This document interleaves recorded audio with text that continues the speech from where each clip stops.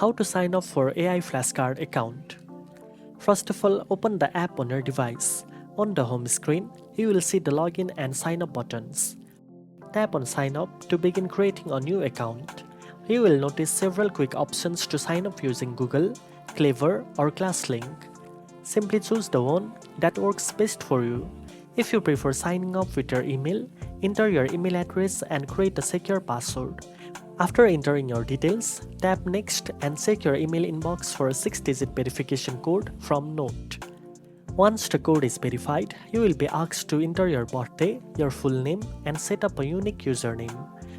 Hit Next, and just like that, your new Knowt AI Flashcard account will be successfully created. Now you can start creating, organizing, and studying with your AI-powered flashcards anytime directly from your device. Now you know how to sign up for a Knowt AI Flashcard account. If you found this tutorial helpful, don't forget to like, share, and subscribe for more AI tips. Thanks for watching, and I'll see you in the next one.